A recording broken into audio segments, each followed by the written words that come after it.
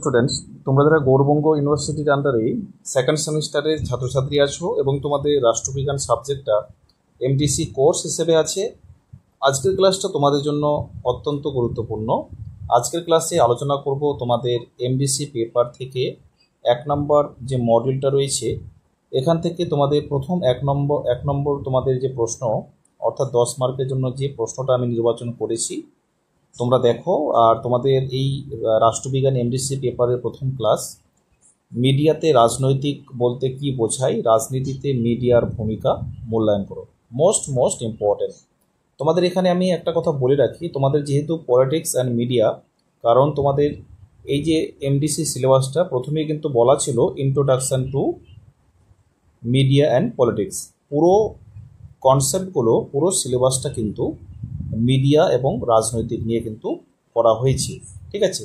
সেই জন্য মিডিয়া রাজনৈতিক তত্ত্ব বা রাজনৈতিক বলতে কি বোঝায়, এই যে সেন্টেন্সটা এটা খুবই মোস্ট ইম্পর্টেন্ট। এটা তোমাদের প্রথমে কিন্তু তৈরি করতে হবে। প্রথমে দেখো সংজ্ঞা, ডেফিনেশন। মিডিয়াতে রাজনৈতিক বলতে ক্ষমতার সম্পর্ক, নীতি নির্ধারণ, দলীয় কার্যকলাপ, জনমত গঠন এবং রাজনৈতিক ঘটনাগুলোর বিশ্লেষণ ও প্রচারের মতো বিষয়গুলো বোঝায় যা সমাজে প্রভাব ফেলে। এটাকে বলা হয় রাজনৈতিক, মিডিয়া রাজনৈতিক। তারপরে ভারতের মতো দেশে যেখানে জনগোষ্ঠীর সংখ্যা এত বেশি এবং রাজনৈতিকভাবেও এর প্রভাব অনেক বেশি, সেখানে গণমাধ্যমের ভূমিকা অত্যন্ত গুরুত্বপূর্ণ। বলা হয় এটি গণতন্ত্রের চতুর্থ স্তম্ভ। এই মিডিয়া রাজনীতিতে বলা হচ্ছে এটি গণতন্ত্রের চতুর্থ স্তম্ভ। সরকার কিভাবে পরিচালিত হয় এবং বিশেষ করে নির্বাচন কিভাবে পরিচালিত হয় তার উপর এর বিরাট প্রভাব রয়েছে।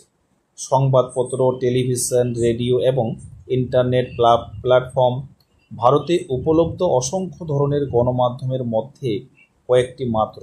এছাড়াও গণমাধ্যম একটি নজরদারিকারী হিসেবে কাজ করে, জনগণকে সরকারি কর্মকাণ্ড সম্পর্কে সতর্ক করে এবং তাদের দায়িত্বশীল করে তোলে। এই প্রবন্ধে ভারতীয় রাজনীতিতে গণমাধ্যমের ভূমিকা নিয়ে আলোচনা করা হলো, ঠিক আছে। প্রথম 1 নম্বর আলোচনা, যেটা তথ্য প্রচার। ভারতীয় রাজনীতিতে সরকারের নীতি ও কর্মকাণ্ড সম্পর্কে জনসাধারণকে অবহিত করে। আরেকটা বিষয় সেটা হলো তোমাদের নাম্বার ডিস্ট্রিবিউশন। তোমাদের এমডিসি পেপারে যেমন ফার্স্ট সেমিস্টারে ছিল সেটাই থাকবে। তোমাদের যেমন সেখানে 10 মার্কের প্রশ্ন তোমাদের ছিল 3টি এবং তোমাদের 5 মার্কের প্রশ্ন ছিল তোমাদের 2টি, ঠিক আছে। এইভাবেই কিন্তু তোমাদের থাকবে, মোট তোমাদের 40 নম্বর। তারপরে আলোচনা হচ্ছে এই তথ্য প্রচার কি করছে, জনসাধারণকে অবহিত করা গণমাধ্যমের অন্যতম প্রধান কাজ। গণমাধ্যমের প্রতিবেদন নাগরিকদের সরকারের সিদ্ধান্ত ও নীতি সম্পর্কে গুরুত্বপূর্ণ জ্ঞান প্রদান করে, তাদের শিক্ষিত বিচার করার ক্ষমতা প্রদান করে, রাজনৈতিক সমস্যা এবং তার প্রভাব সম্পর্কে জনগণকে আলোকিত করতে এবং নাগরিক সম্পৃক্ততা বৃদ্ধিতে গণমাধ্যম অপরিহার্য। তারপরে 2 পয়েন্ট হচ্ছে জবাবদিহিতা নিশ্চিত করা। ভারতীয় রাজনীতিতে গণমাধ্যমের আরেকটি গুরুত্বপূর্ণ ভূমিকা হলো নজরদারি। গণমাধ্যম সরকারি কর্মকাণ্ডের উপর নজরদারি করে আর কর্মকর্তাদের দায়ী করে এবং দুর্নীতি ও অব্যবস্থাপনা প্রকাশ করে।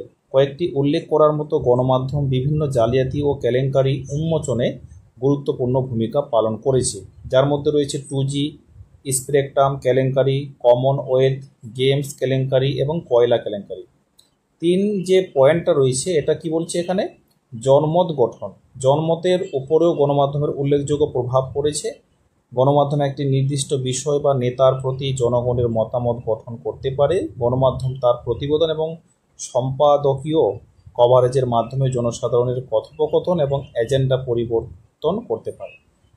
আরেকটা বিষয় সেটা হলো, তোমরা যারা অনলাইন কোচিং ক্লাসে অ্যাডমিশন নিতে চাইছো বা তোমরা যারা ইচ্ছুক আছো, তাহলে এই যে তোমরা স্ক্রিনে দেওয়া নম্বরটি দেখতে পাচ্ছ, এই নম্বরে তোমরা যোগাযোগ করে ক্লাসের জন্য অ্যাডমিশনটা নিয়ে নিতে পারো। এখানে সপ্তাহে 2 দিন অনলাইন ক্লাস হয় এবং ক্লাস শেষে তোমাদের স্টাডি মেটেরিয়াল দিয়ে দেওয়া হয়। আর তাছাড়া তোমরা যারা ভাবছো আমরা স্টাডি মেটেরিয়াল নিয়ে আমরা পড়বো, তাহলে তোমরা এই নম্বরে যোগাযোগ করে তোমরা কালেক্ট করতে পারো। তারপরে দেখো পয়েন্টটা কি বলছে, সোশ্যাল মিডিয়ার উত্থান। সাম্প্রতিক বছরগুলিতে সোশ্যাল মিডিয়ার আবির্ভাব ভারতীয় রাজনীতিতে মিডিয়ার প্রভাবকেও আরও তীব্র করে তুলেছে। টুইটার, ফেসবুক, ইনস্টাগ্রামের মতো সোশ্যাল মিডিয়া প্ল্যাটফর্মগুলি রাজনীতিবিদদের কাছে, জনগণের কাছে পৌঁছানোর এবং যোগাযোগের জন্য গুরুত্বপূর্ণ হাতিয়ার হয়ে উঠেছে। তারপর রয়েছে হলুদ সাংবাদিকতার সমস্যা। এটা হচ্ছে গণমাধ্যমের ভূমিকা এমন একটা, মানে ভারতীয় রাজনীতিতে গণমাধ্যমের ভূমিকা বেশ কিছু সমস্যার সম্মুখীন হয়নি। গণমাধ্যমের বিরুদ্ধে পক্ষপাত, দুষ্টতা, চাঞ্চল্যকরতা, নিরপেক্ষতার অভাবের অভিযোগ উঠেছে। এটা তোমরা একটু দেখে নাও, আমি এখানে তোমাদের লাস্টের দিকে উপসংহারটা তোমাদের পড়ে শোনাচ্ছি। ভারতীয় রাজনীতিতে গণমাধ্যম অত্যন্ত গুরুত্বপূর্ণ। এটি একটি নজরদারিকারী হিসেবে কাজ করে, নাগরিকদের সরকারি কর্মকাণ্ড সম্পর্কে সতর্ক করে এবং তাদের জবাবদিহি করতে বাধ্য করে। তাই গণমাধ্যম জনমতকেও প্রভাবিত করে এবং নির্বাচনে গুরুত্বপূর্ণ ভূমিকা পালন করে।